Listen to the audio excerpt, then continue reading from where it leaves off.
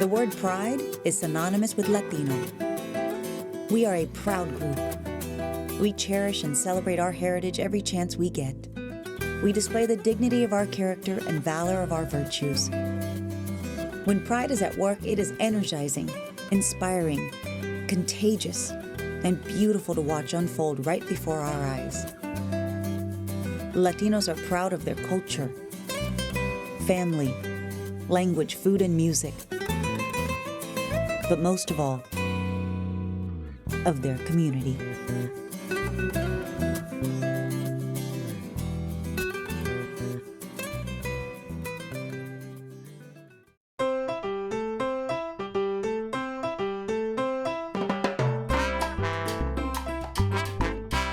Growing up all our lives, all we hear are statistics that kind of pin us against the wall.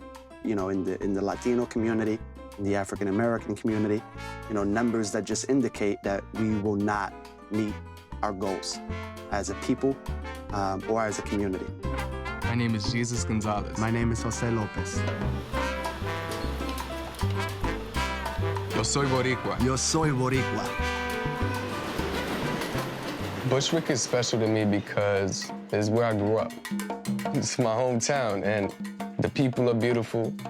It has so much to offer.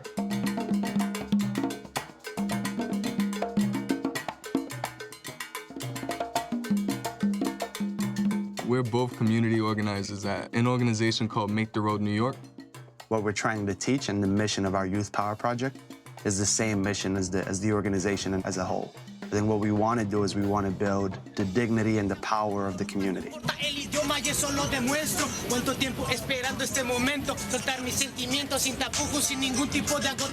Both Jose and I, we kind of grew up in this program. We're like products of the Youth Power Project at Make the Road. And one thing that the organization has done, it's been able to help us grow and provide that outlet. The inspiration comes when we get together and do something about it.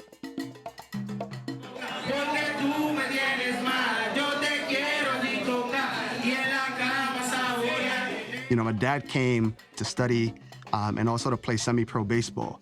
He always talks about his knuckleball because it's something that pitchers don't use very often. So he played Negro League team. He was a pitcher that would travel all across the North. And then about 25 years ago, he got an opportunity to do work at Hofstra University doing maintenance. So he cleans and mops the floors of Hofstra University. And, you know, he didn't take it because it was an opportunity where he could grow. He didn't take it because he was gonna make a lot of money. He took it because the university gave him a perk, which was that his kids, once they graduated, if accepted, could go to Hofstra University free of charge.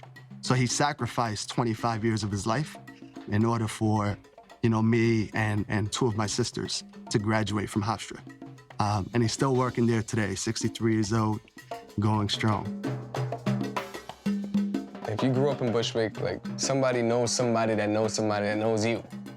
The sense of community is strong. What we're trying to do is make sure that we use that to unify the community and to build positive change in the neighborhood. My name is Tabari Zaid Bomani. I'm a teacher at Bushwick Community High School. It was Jesus and Jose and Make the Roads that made sure my school stayed open.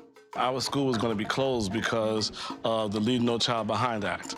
And our school deals with dropouts, pushouts, safety transfers, and students from 17 to 21.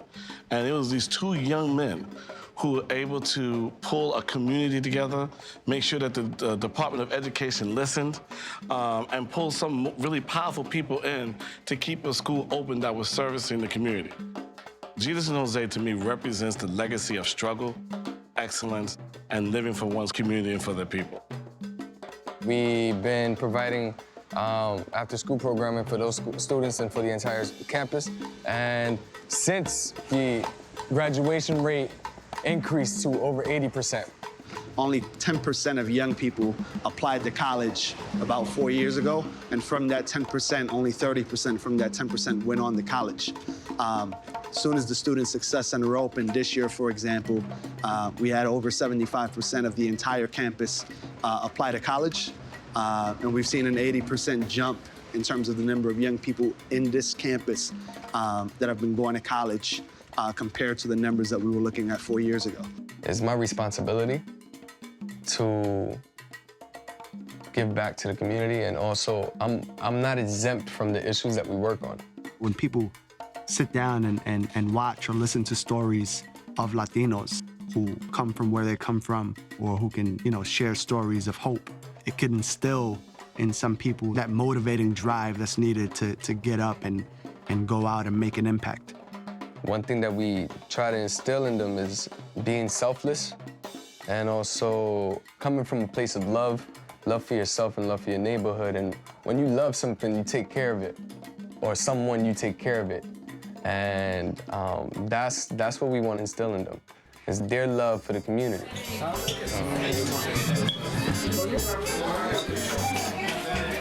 When my family gets together, there's always a lot of laughing, a lot of food involved, loud, and a lot of love being shared is so cool. One thing that I love about my culture is the food. My mommy's food, especially. The pasteles, the arroz con pollo, all that good stuff. I grew up in a household where there's 5 kids, and Jesus has 6. So yeah, there's 200-300 cousins pretty easily. So yeah, my family is extremely important to me.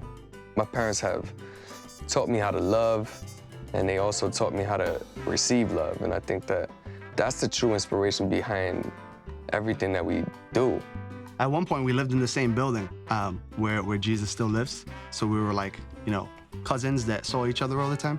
And then I moved down a few blocks away with my family. So it was still like right on Evergreen Avenue. But pretty much same neighborhood. Especially over the last 10 years, our desks are like shoulder to shoulder. So we see each other every day. We find a balance, and it's good, man. Yeah. We're like brothers.